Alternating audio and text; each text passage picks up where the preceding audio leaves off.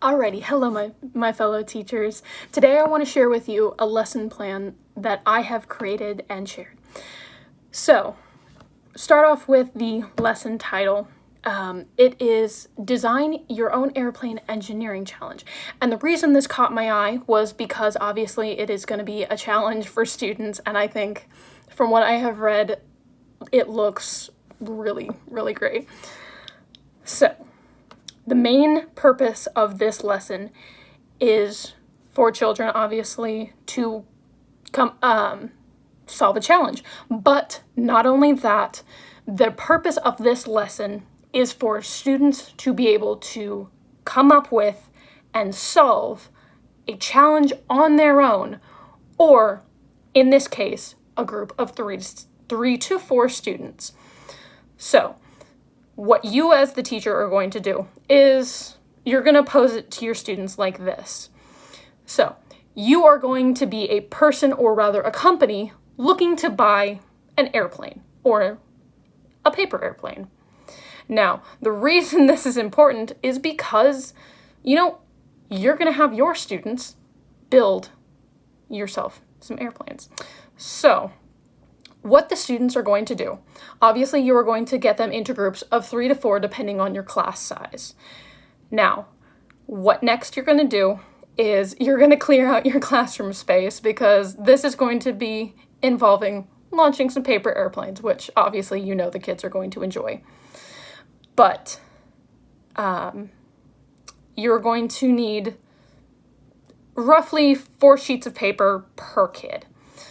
So, the student's job is to come up with model, or in this case, paper airplanes to test.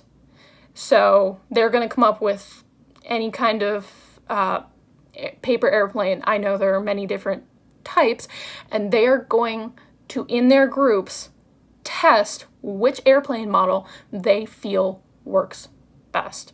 Now, they're going to do this by as I had said earlier, they're going to do this by taking those sheets of paper that you've given them and individually, creating their own things, or as a group, they can create those airplanes. Now, a few things to take into consideration, especially when considering the types of students that you have. If you have a student that, say, has some physical challenges, for instance, they may struggle with their vision.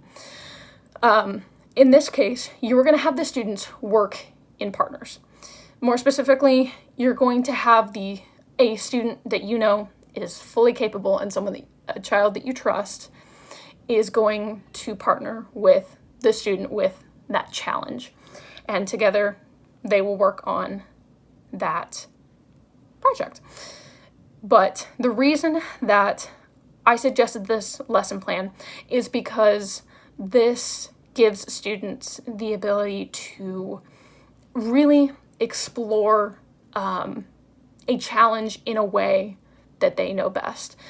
Because we all know that kids love making paper airplanes. So this is a great way to put that to use, but it also follows NGSS standards, because it has them create a challenge, in this case, trying to find the paper airplane that works best, and, working through it as a group, finding what works best.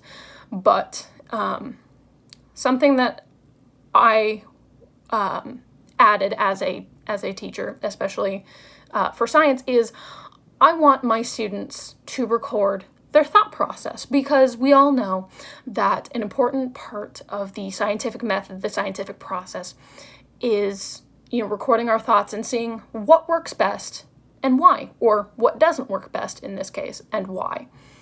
The purpose of this will be so students can say, okay, I've tried this method, but how can I make it better? What can I change that will work better next time? But I think that this is a really good resource, because it has them asking questions Like, okay, what if I increase the wingspan or decrease the wingspan? It's the tiniest things that your students can change that will make all the difference in this lesson. But in terms of disciplinary core ideas, you want them to be able to define, what the problem is. What are they trying to solve?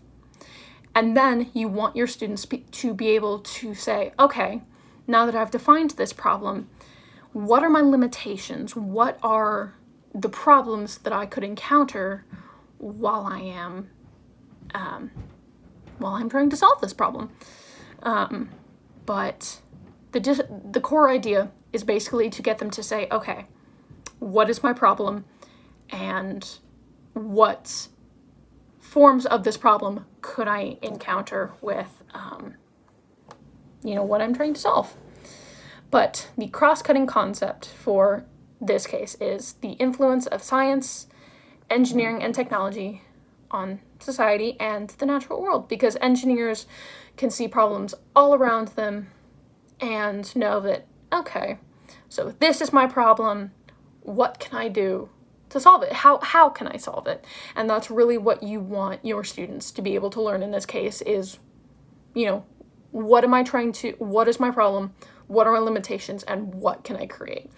And that's another reason that I chose this lesson, is because this lesson is centered for 3rd to 5th grade.